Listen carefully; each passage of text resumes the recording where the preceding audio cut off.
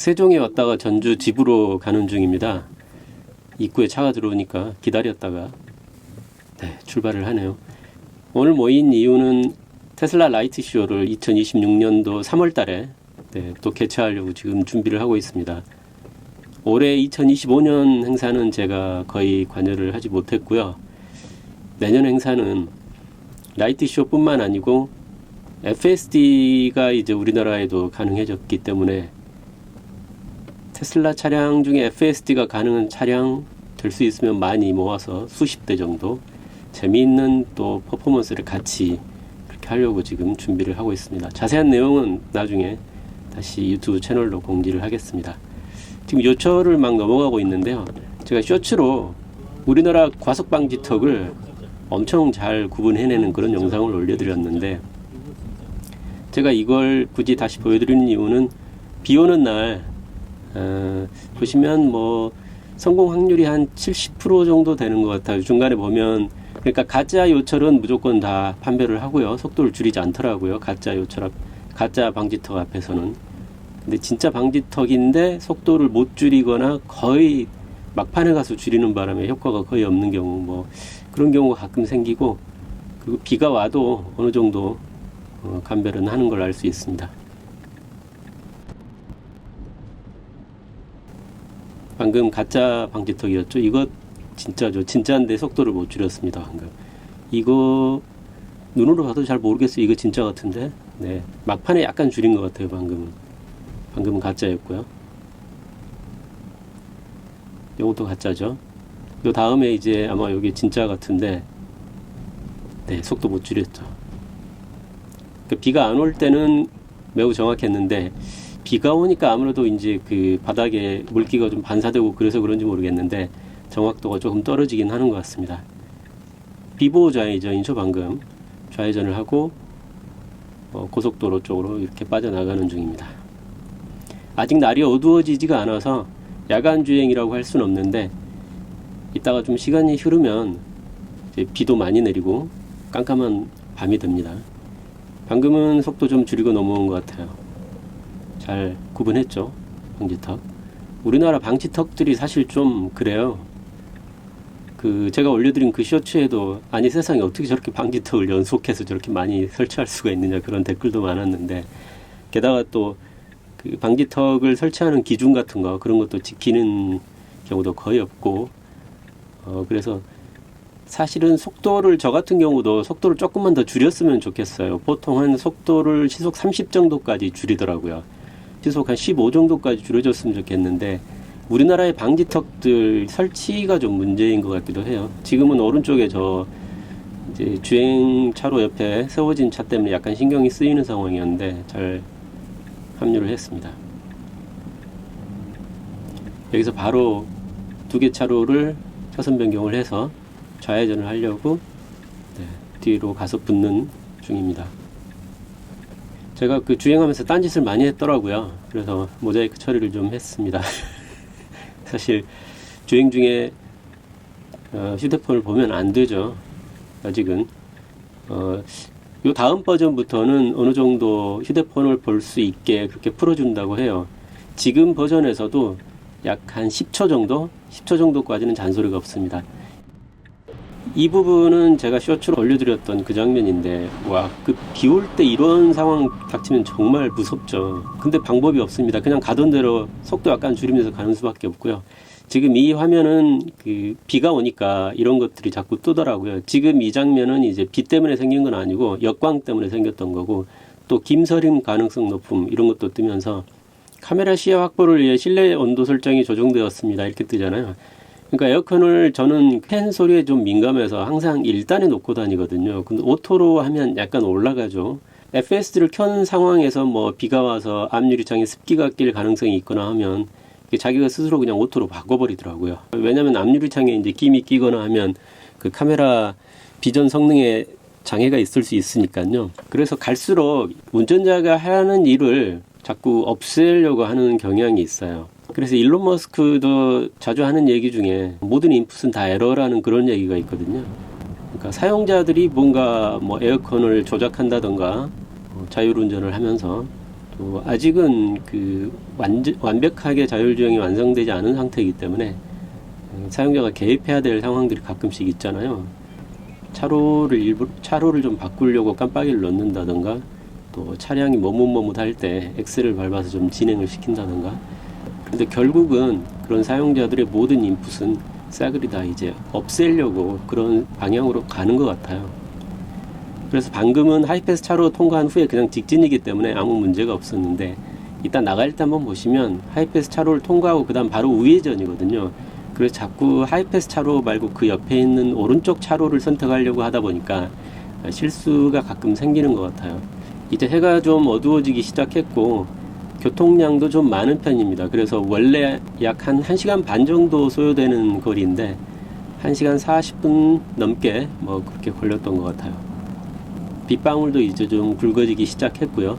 속도는 보시는 것처럼 8, 90 정도인데 지금 신속주행 모드에 놔두니까 주로 추월 차로로 계속 주행을 하고 있죠. 그래서 뭐 1차로 정속주행 이거 문제 아니냐 이렇게 말씀하실 수 있는데, 지금 교통량을 보시면 사실 주행차로로 들어갔다가 나왔다가 뭐 할 그런 상황은 아니거든요. 뭐 어떤 분들은 오토파일럿이 그런 문제가 좀 있죠. 그 추월 차로로 계속 오토파일럿 진행을 시켜버리면 추월할 때만 추월 차로에 들어가야 되는데 그런 문제가 좀 있습니다. 근데 FSD는 교통량이 이렇게 너무 많아서 주행차로로 다시 들어갔다 나올 상황이 아니라면 주로 주행차로로 들어갑니다. 그리고 지금 고프로가 밤이 되니까 제가 ISO 세팅을 조금 너무 낮게 해놨나 봐요. 그래서 너무 노이즈가 많이 끼는데 제가 폰 카메라로 다시 좀 찍어봤습니다. 실제 모습을 좀 보여드리려고. 지금 후방 카메라 뒤쪽으로도 빗물이 많이 쓸려 나가고 있죠. 계기판 디스플레이는 또렷하게 잘 보입니다. 고프로로 찍은 화면은 좀 노이즈가 많이 낀 상태고요. 그래서 전에 일론 머스크도 얘기한 적이 있지만 이렇게 악천후인 상황에서 자율주행 문제를 어떻게 해결할 수 있는가 하는 얘기가 나온 적이 있는데요. 사람도 마찬가지로 비가 너무 많이 온다거나 뭐 폭설이 내린다거나 하면 운전을 못하죠. 너무 악천후가 심한 상황이라면. 그렇지만 어느 정도 악천후인 상황에서는 사람도 운전을 하긴 하죠. 속도를 많이 줄이고 그렇게 운전을 할 수 있습니다. 그래서 자율주행 차도 속도를 좀 줄이면 가능하다 그런 얘기를 한 적이 있는데요. 지금도 보면 평소에 날씨 좋을 때에 비해서 속도를 조금 줄이는 그런 느낌을 받을 수 있었습니다. 제가 밤에 운전할 때도요. 이제 완전히 깜깜해지다 보니까 차선이 조금 흐릿해지기도 하고 하는데요. 비가 보기보다는 상당히 많이 왔습니다. 이날. 다시 폰카로 찍은 화면을 좀 보여드리면 지금 차량에 라이트가 있기 때문에 사실 차선도 잘 보이죠. 라이다를 옹호하는 분이 뭐 비전 위주의 자율주행은 아주 깜깜한 상황에서는 운행을 할 수가 없다 뭐 그런 얘기를 했더라고요. 그러니까 빛이 아예 없다면 칠흑 같은 암흑 속에서는 비전만으로는 주행을 할 수 없고, 그렇지만 라이다는 뭐 가능하다 뭐 그런 취지의 얘기였는데, 근데 그렇게 암흑인 상황에서 차량이 그냥 주행할 리가 없죠. 그런 상황을 대비하기 위해서 차량에 라이트가 있는 거고요.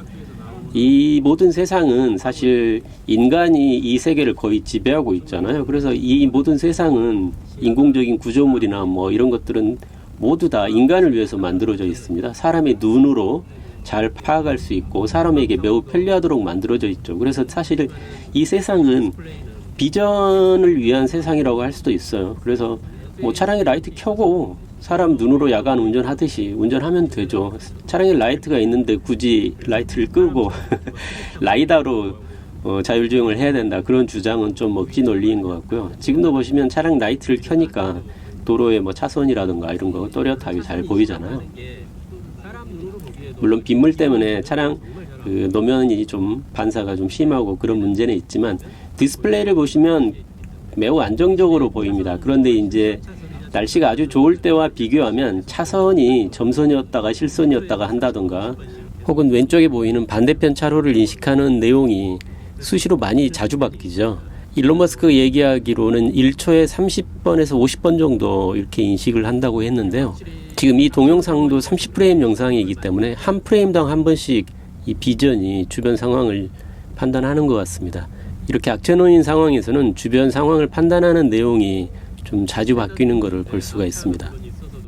네, 여기 이제 그 출구 쪽 하이패스 차로인데 지금도 오른쪽으로 들어가려고 했었는데 제가 깜빡이를 끄고 그냥 이쪽 하이패스 차로로 들어오게 지금 했거든요. 그래서 아까 말씀드린 것처럼 여기서 나오자마자 바로 우회전이기 때문에 FSD는 바로 우회전이니까 오른쪽 차로를 선택해야지 이렇게 하고 들어가면서 하이패스 차로를 놓쳐버리는 그런 경우가 생기는 것 같습니다. 이제 고속도로를 빠져나와서 시내 도로로 진입을 했습니다. 이렇게 FSD 구형 기능 성능이 저하될 수 있습니다. 악천후가 감지됨. 이 메시지가 계속 떠 있었거든요. 그렇지만 FSD 주행에 별다른 특이점은 없었어요. 그러니까 주행은 잘 하는데 어쨌든 악천후 때문에 속도를 약간 줄였다는 거를 그 운전자에게 보여주기 위해서 저런 메시지가 계속 뜨는 것 같더라고요. 아마 이 악천후가 훨씬 이보다 더 심하다면 FSD가 주행이 안 될 수도 있지 않을까 하는 생각이 드는데 그 정도 악천후까지는 아직 경험을 해보지 못했습니다. 그리고 요즘 뭐 우리나라에 FSD 출시되고 나서 유튜브도 아주 난리가 났고 온갖 미디어들도 FSD 이야기를 많이들 하는데 이제 예전부터 미국에서 FSD 출시된 이후로 계속 그 진행 상황을 봐왔던 분들은 우리나라 사람들이 이렇게 호들갑 떠는 게 좀 이해가 잘 안 된다 이런 생각 하실 수도 있는데요. 왜냐하면 이미 몇 년 전에 다 사실은 알려진 내용들인데 그저 우리나라에서 실제로 체험을 해보지 못했다는 이유만으로 이제 전혀 반응이 없다가 갑자기 출시된 이후로 막 사람들 반응이 너무 뜨겁다 보니까 그런 얘기를 할 수가 있는데 사실 그 일론 머스크가 얘기한 것처럼 pure AI driving is it actually doesn't need a map at all. So we could delete the navigation system, simply give it a GPS point and say get to this GPS point somehow. We're not going to tell you how. You could say like, you see that building in the distance? Go there. And it would do that even with no, it would just, it might make some, you know, get to go down a road that's a dead end and then have to reverse out. But it would basically be able to do what a human can do. Where if you said, please go to,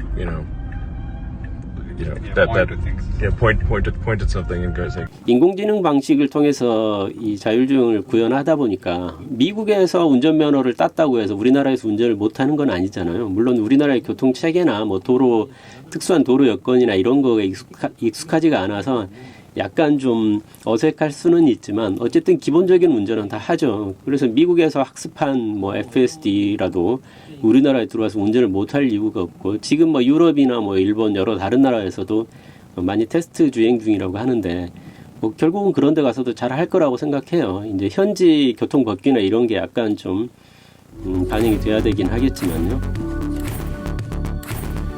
자, 이렇게 해서 오늘은 빗길 야간 운전은 잘 하는지 간단하게 알아봤습니다. 또 다음 영상에서 뵙겠습니다. 감사합니다.